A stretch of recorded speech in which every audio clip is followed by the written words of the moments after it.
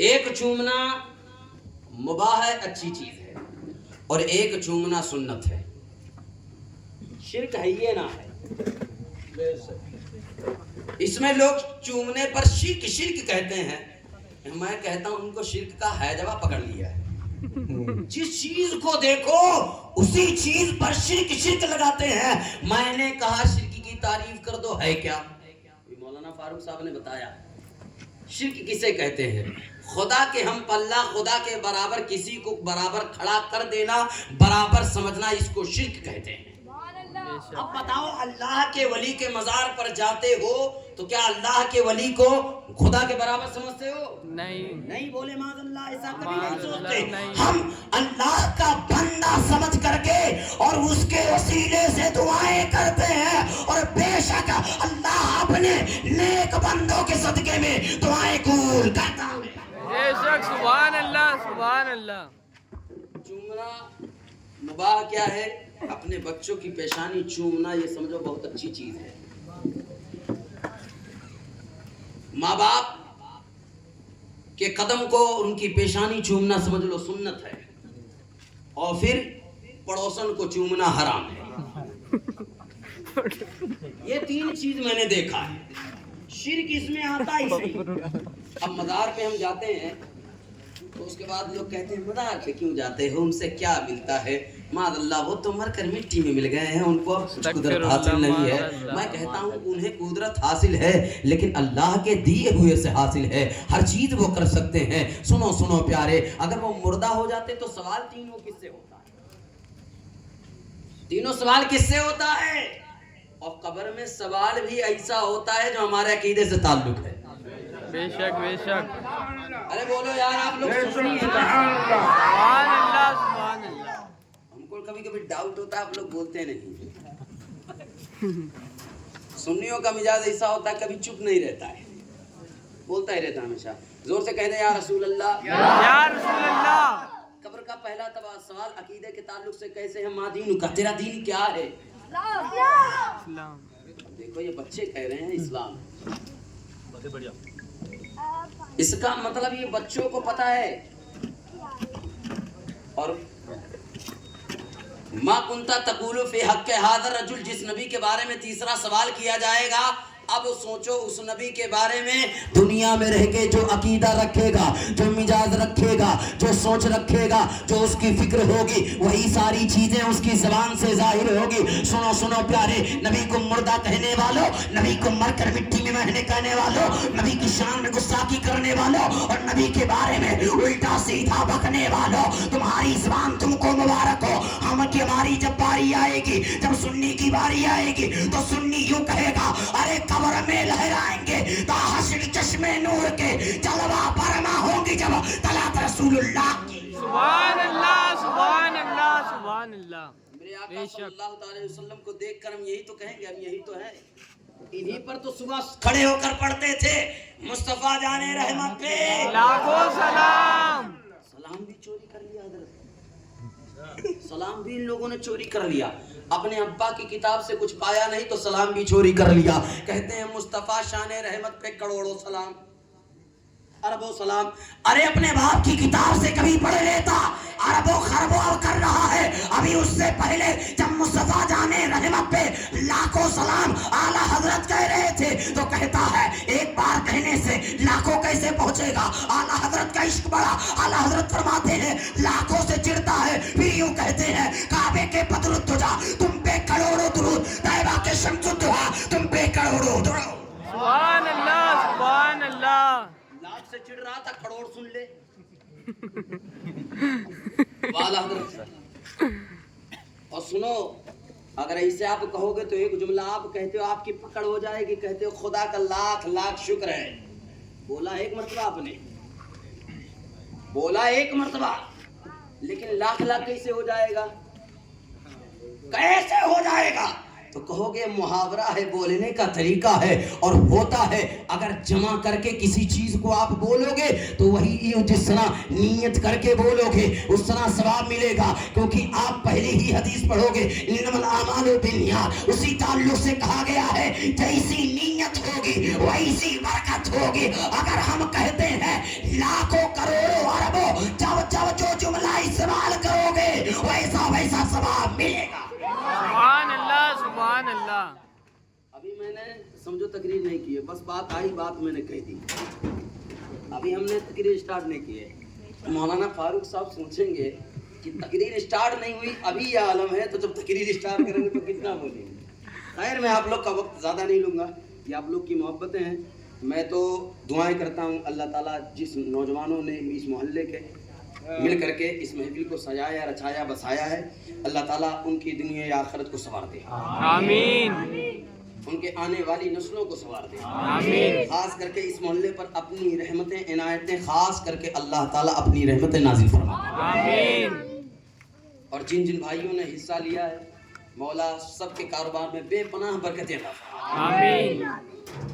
और हमारे जो नौजवान हमसे लगे हुए हैं, उन नौजवानों की एक बात मैं बताता हूँ आप लोग को आज।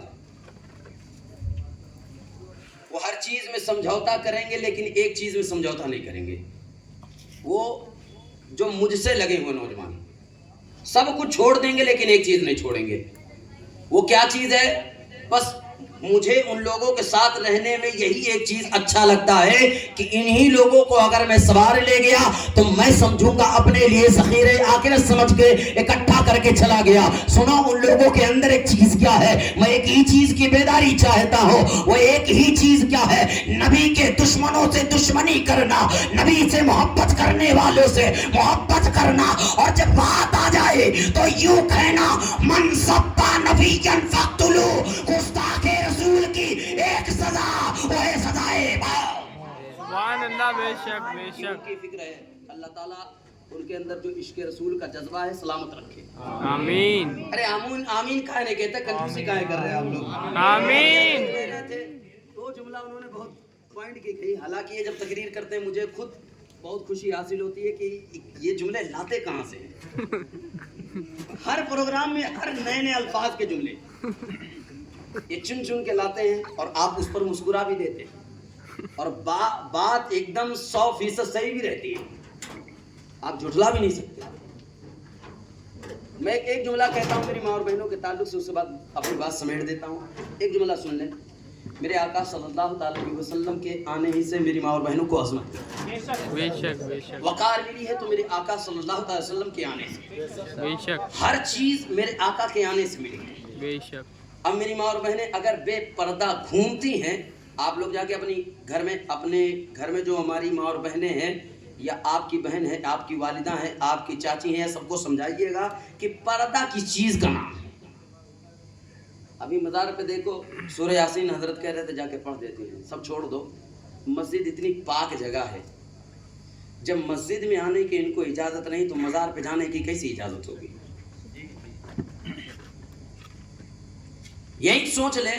और वो लोग इसी में तो धोखा देते हैं। ए बाबू, इसी में तो धोखा देते हैं।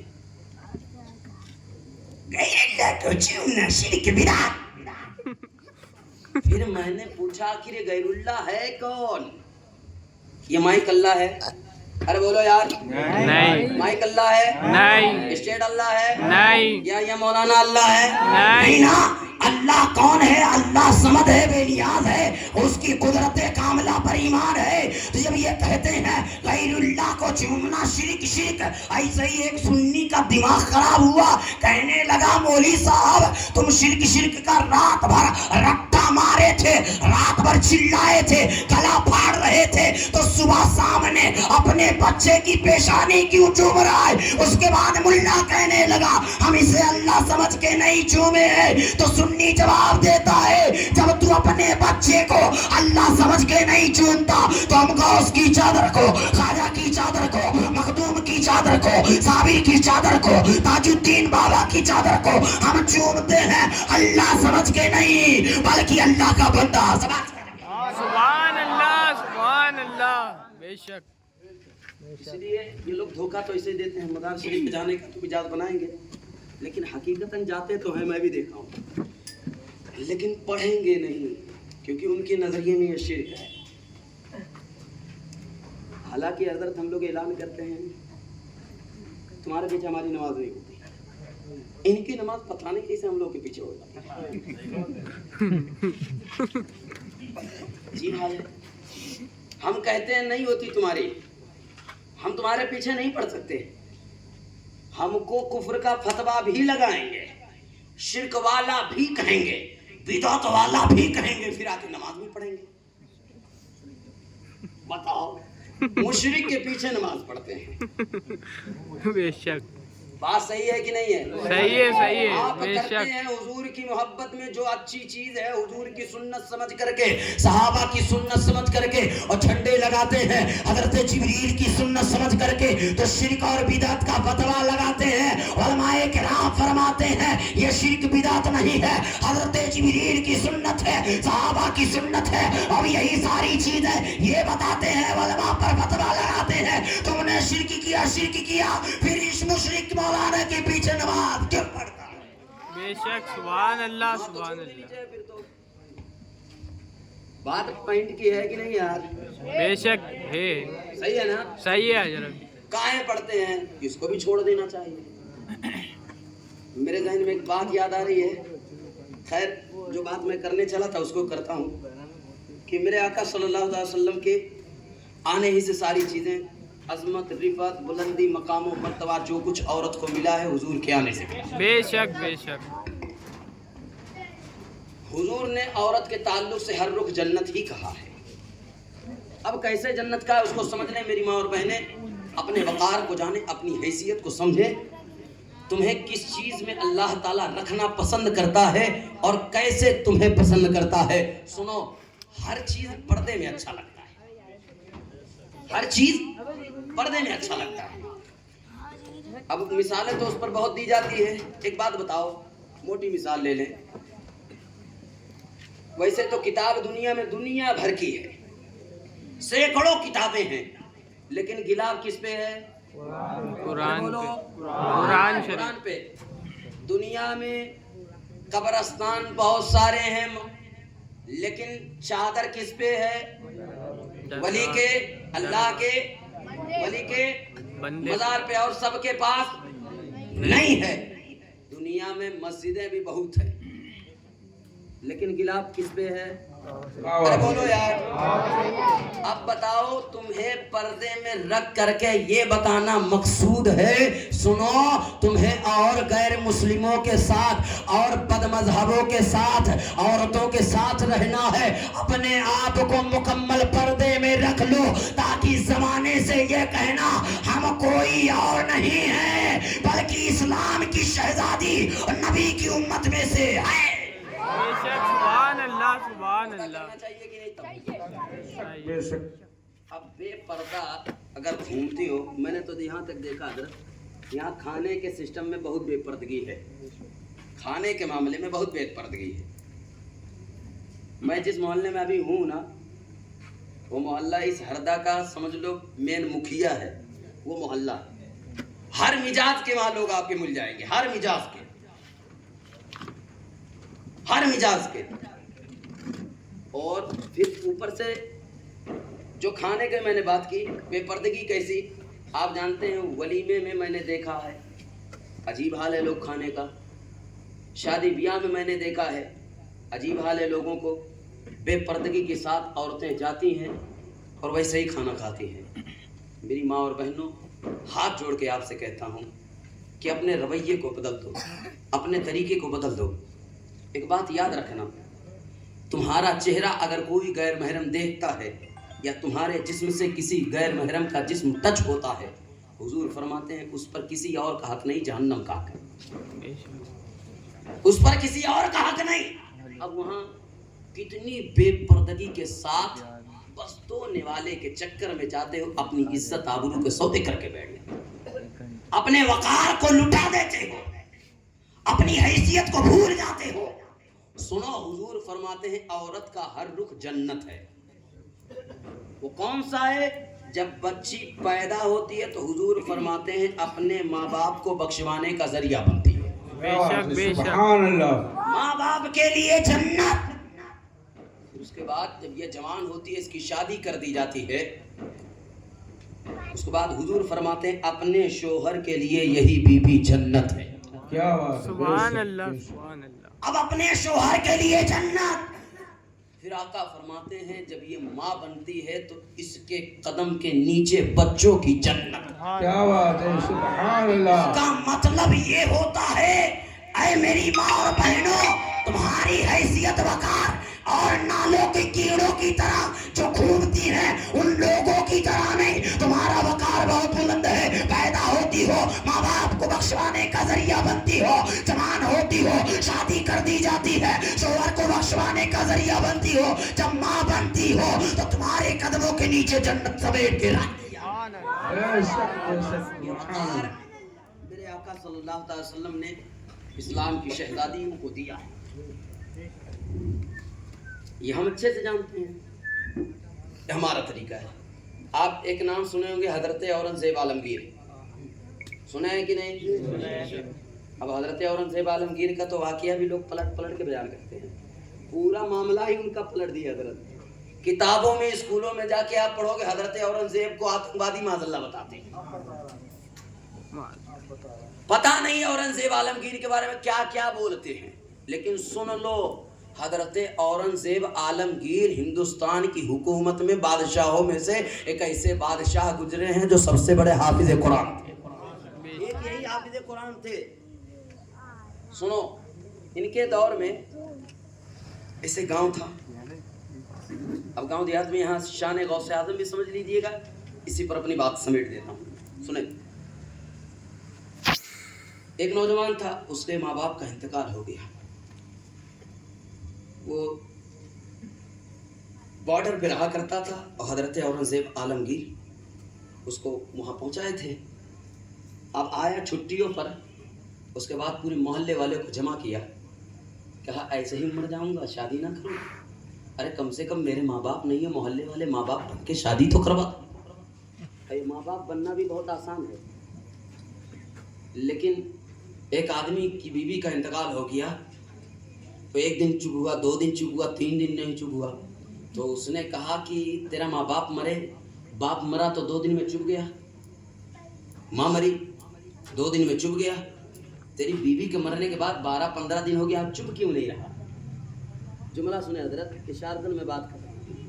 ابھی آپ نے فارسی کی بات کی، عقل مند رہا اشارہ کافی ہے، میں اشارہ کر رہا ہوں اس کو سمجھیے گا. تو اس کے بعد اس نے کہا جب میری ماں کا انتقال ہوا تو ایک بڈھی کہتی ہے کہ میں تیری ماں ہوں، تیری ماں کا انتقال ہو گیا، میں تو ہوں. پھر اس کے بعد میرے باپ کا انتقال ہوا، پھر کسی نے کہا کہ میں تیرا باپ تو ہوں. 3 دن سے میری بیوی کا انتقال ہوا گیا، 10-12 دن ہو گیا، کسی نے نہیں کہا. ماں باپ بننا آسان ہے، بیوی بننا بہت مشکل کام ہے. یہ میں نے مسکرانے کے لیے اس لیے کہہ دیا تاکہ آپ پر نیند غالب نہ ہو. اب سنو، وہ نوجوان آیا، کہتا ہے کم سے کم تم لوگ ماں باپ بن کر کے میری شادی تو کروا دو، ایسے ہی مر جاؤں کیا؟ اب تم لوگوں نے کیا کیا؟ کوئی باپ بن گیا، ساری چیزیں کا انتظام و اکرام کیا. انتظام و اکرام کرنے کے بعد شادی اس کی ہوئی. جیسے ہی شادی ہوئی تو دیکھتا کیا ہے، دروازے پر بارات بعد میں لے کے آتا، پہلے گھوڑے کے ساتھ ساتھ اس کا ساتھی بھی کھڑا ہے جو بارڈر پہ ساتھ رہا کرتا تھا. آیا، آنے کے بعد کہتا چلو بادشاہ نے آرڈر دیا ہے، چلو وہاں پر بارڈر پر، اور دشمنوں نے حملہ کر دیا ہے. اب یہ کیا کیا؟ آؤ دیکھا نہ تاؤ دیکھا، کہتا بیوی سے اجازت لے لو، کیونکہ ابھی میں نے جس کو شادی کر کے لایا ہوں اس کی زندگی کا ایک ورق نہیں پڑا ہوں، اس کے تصور و خیالات کو میں جانا نہیں ہوں، اس کا چہرہ میں ٹھیک سے دیکھا نہیں ہوں.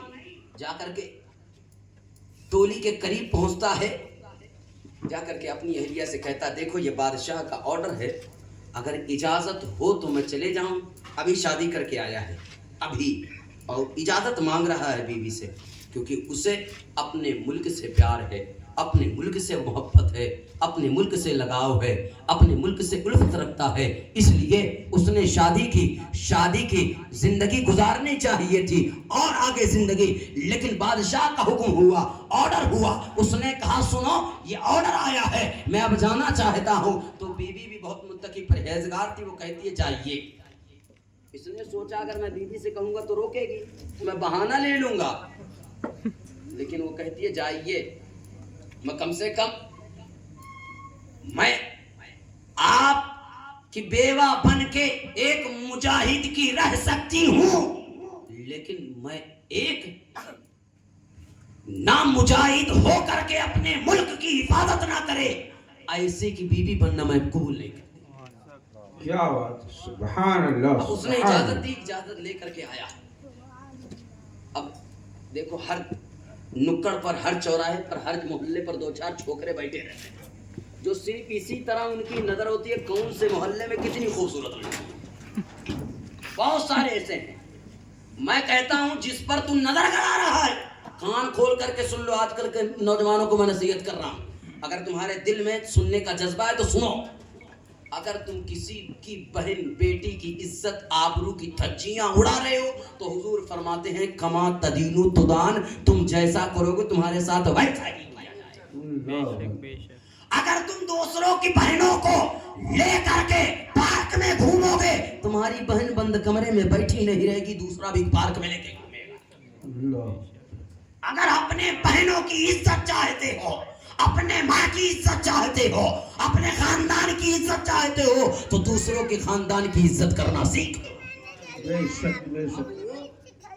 مجاہد کی بیوی تھی، اب اس نے کیا کیا، برتن مانج رہی تھی، پردہ سرک گیا، چار نوجوان حضرت دیکھے، کہنے لگے اتنی خوبصورت لڑکی میرے محلے میں، گھر میں رات کے حصے میں پہنچ گئے چاروں۔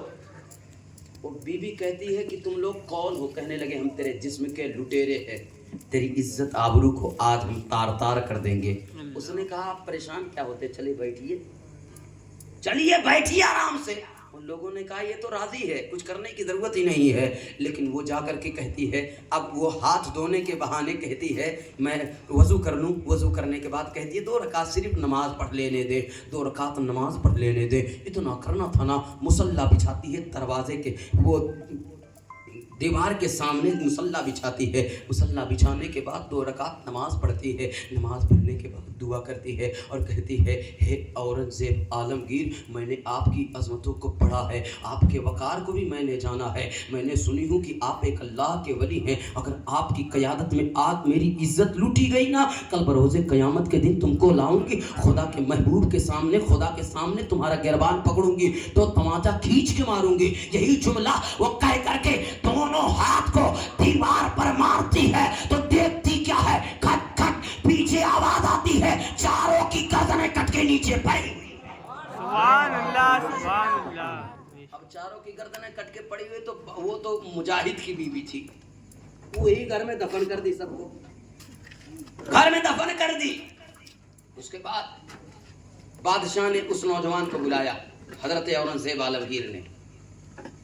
اورنگزیب عالمگیر بلاتے ہیں، بلانے کے بعد کہتے ہیں کہ بیٹا لو 6 مہینے کے ایڈوانس تنخواہ بھی لو اور 6 مہینے کی چھٹی، لیکن ایک کام کرنا، گھر پہنچنا اپنی بیوی کو سلام کہہ دینا۔ اللہ، اب حضرت اورنگزیب عالمگیر اتنا کہتے ہیں یہ ہکا بکا ہو گیا، سوچنے لگا کہیں اپنے وعدے کا غلط تو فائدہ نہیں اٹھا لیا، مجھے بارڈر پہ بھیج کر کے کہیں اپنے وعدے کا غلط فائدہ تو نہیں اٹھا لیا۔ یہ نوجوان کے اندر سوچ آئی، اب بجائے اس کے بیوی کے زیورات خریدنے کے جا کے تلوار خرید لیتا ہے اور اسلحہ لے لیتا ہے، لے کر آنے کے بعد جیسے ہی گھر پہنچتا ہے اپنی بیوی کے پاس دیکھ پہنچنے ہی والا تھا تو اس کی بیوی دیکھتی اب جلال میں حضرت آئے ہیں، قرآن کی تلاوت کر رہی تھی، قرآن کی تلاوت کر رہی تھی، جیسے ہی جلال سے بیٹھتے ہیں سلام، جیسے ہی تلاوت ختم کرتی ہے اس کے بعد کہتی ہے بتائیے نا بادشاہ کیسے ہے؟ بادشاہ کے بارے میں پوچھتی ہے بادشاہ کیسے ہے، پھر تلوار اٹھایا اس کی گردن پہ رکھ دیا، بتا ورنہ تیری گردن کاٹ دوں گا، بتا ورنہ تیری گردن کاٹ دوں گا۔ تب پھر کو کہتی ہے مجھ سے نہ پوچھئے، اورنگزیب عالمگیری سے پوچھئے، ان کے پاس جائیے، میرا دماغ خراب مت کریے۔ اب یہ نوجوان اٹھتا ہے اسی جلال میں چلے جاتا ہے، جانے کے بعد کہتا ہے حضور بتائیے ورنہ دونوں میں سے کسی ایک کا قتل ہو جائے گا۔ تب پھر اورنگزیب عالمگیر فرماتے ہیں پریشان کیوں ہے؟ تب پھر کہتا ہے کہ حضور آپ میری بیوی کو نہیں دیکھے ہیں، میری بیوی آپ کو نہیں دیکھی ہے، آپ سلام کر رہے ہیں، وہ سلام کا جواب دے رہی ہے، آپ خیریت پوچھ رہے ہیں، وہ بھی خیریت پوچھ رہی ہے، یہ کنیکشن کیسا ہے، یہ معاملہ کیسا ہے؟ اورنگزیب عالمگیر فرماتے ہیں بیٹا بات دراصل اتنی ہے، جب تو گیا تھا وہاں پر جانے کے بعد تو ایسا ایسا معاملہ ہوا تھا، پردے سر کے تھے، 4 لوگ آئے تھے، نمازیں پڑھی تھی،